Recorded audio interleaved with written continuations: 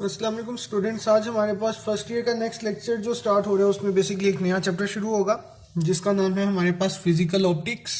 और ऑप्टिक्स हमें पता है कि लाइट से रिलेटेड बातें इसमें होती हैं, तो इस पूरे चैप्टर में हम देखेंगे कि लाइट बेसिकली क्या है और वो प्रोपोगेट कैसे करती हैं, और बाकी लाइट से रिलेटेड हमने इस चैप्टर में टॉपिक्स को डिस्कस करना है। तो सबसे पहले इंट्रोडक्शन देख लेते हैं और देन हमारे पास वेव फ्रंट्स होंगे कि वेव फ्रंट्स हमारे पास बेसिकली क्या चीज़ें हैं। तो इंट्रोडक्शन में सबसे पहले तो लाइट की एक डेफिनेशन है। Light is a type of energy which produces sensation of vision. Light basically वो कहते हैं कि हमारे पास एक एनर्जी की ऐसी टाइप है जो वीएन बनाती है। तो ये लाइट की डेफिनेशन आपने तैयार करनी है। इसके बाद वो कहते हैं in 1678 Huygens proposed that light energy from source travels in space as waves. तो इसमें वो कहते हैं कि हाइजेंस हमारे पास एक साइंटिस्ट था जिसने ये बात की थी कि जो लाइट है वो बेसिकली प्रोपोगेट कैसे करती है। तो उसने प्रोपोगेट करने का वे बताया था कि लाइट स्पेस के अंदर वेव्स की फॉर्म में प्रोपोगेट करती है, मतलब ट्रेवल करती है। अब इसके टाइम में इसको मतलब वो खुद तो प्रूफ कर नहीं सका, देन उसको प्रूफ करने के लिए या उसकी वेव नेचर, लाइट की वेव नेचर को प्रूफ करने के लिए यंग्स ने एक्सपेरिमेंट किया था जो यंग्स इंटरफेरेंस एक्सपेरिमेंट कहलाता है या यंग्स डबल स्लिट एक्सपेरिमेंट भी कहलाता है। आगे जाके हम इस टॉपिक को भी डिस्कस करेंगे। Young's interference experiment perform for the first time in 1801 proved wave nature of light. तो यंग्स इंटरफेरेंस जो था एक्सपेरिमेंट, उसने ये चीज प्रूव की कि लाइट की जो नेचर है वो वेव नेचर है।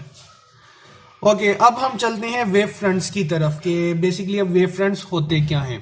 तो सबसे पहले इसकी डेफिनेशन देख लेते हैं। A surface on which all the points have the same phase of vibration is known as wave front. और वेव फ्रंट की टाइप्स हमारे पास आ जाती हैं दो, एक स्फेरिकल वेव फ्रंट होते हैं और एक प्लेन वेव फ्रंट होते हैं। अब सबसे पहले डेफिनेशन जरा देख लेते हैं कि डेफिनेशन हमारे पास है क्या। बात यूं समझ नहीं आई होगी कि आखिर सेम फेज ऑफ वाइब्रेशन है क्या। देखें, अगर हम पानी में लेट से यही बात कर ले तो सिर्फ समझाने के लिए कि पानी के ऊपर वेव्स बन रही हैं।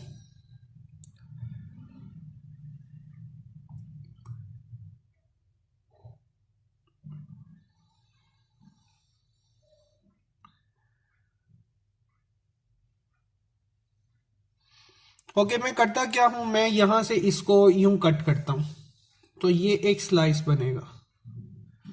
जब मैं यूं कट करूंगा तो मेरे पास इसके सामने एक यूं प्लेन सा बनता हुआ नजर आएगा। अब उस प्लेन के अंदर अगर हम देखें तो सारे के सारे क्रस्ट के पॉइंट्स शामिल हैं। तो ये मेरे पास एक प्लेन बन गया और उस प्लेन के अंदर सारे के सारे क्या मौजूद है, हर एक वेव का क्रस्ट मौजूद है।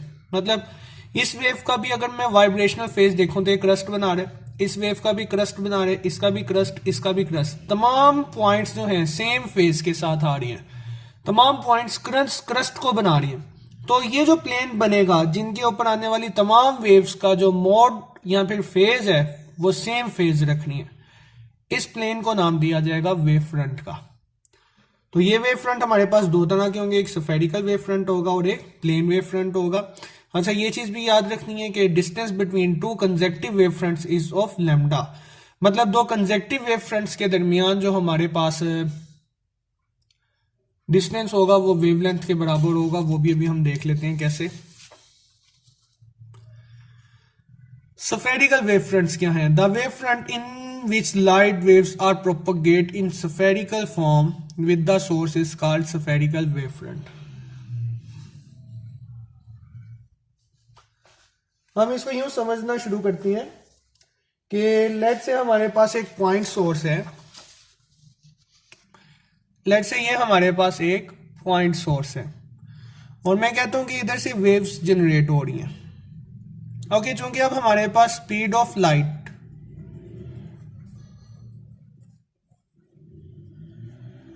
हम मानते हैं कांस्टेंट है c। ओके, c स्पीड से अगर t टाइम के लिए कोई एक चीज मूव करे तो वो कुछ एक फासला s डिस्टेंस कवर करेगी। अब मैं कह देता हूं कि लेट से वेव यहां से यहां तक मूव करती है with the speed of light c for time t1। तो अगर मैं इधर से इधर की तरफ बात करूंगा तो इसने सेम जितना ये फासला तय किया उतना ही यहाँ पे भी फासला तय होगा, उतना ही यहाँ पे भी फासला तय होगा, उतना ही इस साइड पे भी, इधर भी, इधर भी, इधर भी, इधर भी। तो बेसिकली ये मेरे पास एक सर्कल सा बनेगा और उस सर्कल का रेडियस कितना होगा, s के बराबर।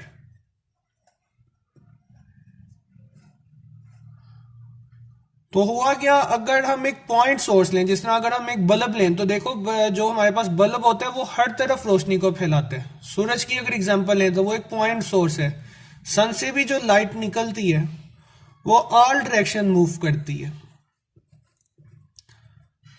तो बेसिकली हम यहाँ पे एक पॉइंट सोर्स की बात कर रहे हैं। तो यहां से यहां तक लाइट पहुंचते हुए एक टाइम लेगी, लेट से मैंने वो टाइम डिस्कस किया हुआ है t1 है। तो इधर से इधर तक जाते हुए, इधर से इधर तक, इधर से इधर। अब अगर इधर से इधर तक आते हुए लाइट का लेट से मैं कहूं कि एक वेव कंप्लीट हो रही है, तो इसमें भी एक वेव कंप्लीट हो रही होगी, इसमें भी एक वेव, इसमें भी एक वेव, इसमें भी एक वेव, इसमें भी और इसमें भी, सब में एक वेव कंप्लीट हो रही होगी। अब चूंकि सबकी एक एक वेव कंप्लीट हो रही है, तो इनका ये वाला जो पॉइंट है सारों का इन फेज होगा। मतलब देखें यहां से ये, तो ये एक वेव कंप्लीट होगी, मतलब ये भी हमारे पास यूं समझ ले सेकेंड वेवलेट का स्टार्ट है, ये भी सेकेंड वेव का स्टार्ट है, ये भी सेकेंड का, और ये भी सो ऑन। तो इसी तरह अगर मैं बात करूं कि हमारे पास एक अगेन पॉइंट सोर्स है, तो मैं यहां पे मान लेता हूं ये इसका एक वेव फ्रंट है, सॉरी मतलब एक पॉइंट है। इसी तरह यहां पे एक पॉइंट है, यहां पे, यहां पे, और ये अगेन एक सर्कल सा बना रहा है। अब सेम अगर मैं इसी के इक्विवेलेंट एक और टाइम लूं t2, इसी के इक्वल, तो उसके बाद हमारे पास एक और वेव फ्रंट आएगा, उसकी भी सिचुएशन ऐसी ही होगी। वो भी हमारे पास लेट से ये एक वेव थी, वो भी एक वेव कंप्लीट करेगा। तो नोट करें ये जो पूरा एक सफेयर बन रहा है हमारे पास, इस सफेयर के अंदर आने वाली जो वेव के पॉइंट्स हैं वो सारे सेम फेज रख रहे हैं। इसी तरह इस वेव सफेरिकल वेव फ्रंट के अंदर आने वाले भी तमाम पॉइंट्स का जो फेज है वो सेम है। तो ये हमारे पास कहलाएंगे वेव फ्रंट्स। वो प्लेन या वो सफेयर जिसमें आने वाले तमाम वेव के पॉइंट्स सेम फेज रखे, उसको नाम दिया जाएगा वेव फ्रंट। अब देखिए चूंकि मैंने कंप्लीट एक पाथ की बात की है, तो एक कंप्लीट पाथ के लिए हमारे पास डिस्टेंस कितना बनता है, वेवलेंथ। अगेन यहां से यहां तक बात करूं तो अगेन एक वेव का डिफरेंस आ रहा है, तो ये भी दो वेव फ्रंट्स के दरमियान कंजेक्टिव फासला कितना माना जाएगा, वेवलेंथ के बराबर। अब लाजमी नहीं है कि हम जस्ट पूरी एक कंप्लीट वेव को ही लें। मतलब अगर हम इसके अंदर लेट से ये क्रस्ट है, मैं क्रस्ट के लिहाज से इसको क्लासिफाई करता हूं, तो ये भी क्रस्ट के लिहाज से भी हम डिस्कस कर सकते हैं। हम क्रस्ट को भी डिस्कस कर सकते हैं, डिपेंड करते हैं कि हम टाइम कितना ले रहे हैं। तो क्रस्ट के लिहाज से भी वेव फ्रंट्स बनाए जा सकते हैं, ट्रफ के लिहाज से भी वेव फ्रंट्स बनाए जा सकते हैं। ख्याल इस चीज का रखा जाएगा कि एक वेव फ्रंट के अंदर जो सा फेज आ रहा है, हर वेव फ्रंट के अंदर वही फेज आना चाहिए। और हमें फिर ये भी पता है कि अगर हम यूं बात करते जाएं तो एक क्रस्ट से दूसरे क्रस्ट तक अगेन पाथ कितना होता है, वेवलेंथ कहलाता है। एक ट्रफ से ट्रफ बात कर लें तो वो भी वेवलेंथ। तो अगेन यहां पे भी यही बात बनेगी कि दो कंजेक्टिव वेव फ्रंट्स के दरमियान जो पाथ डिफरेंस होगा वो वेवलेंथ के बराबर होगा, या फिर उनके दरमियान जो डिस्टेंस होगा वो वेवलेंथ के बराबर होगा।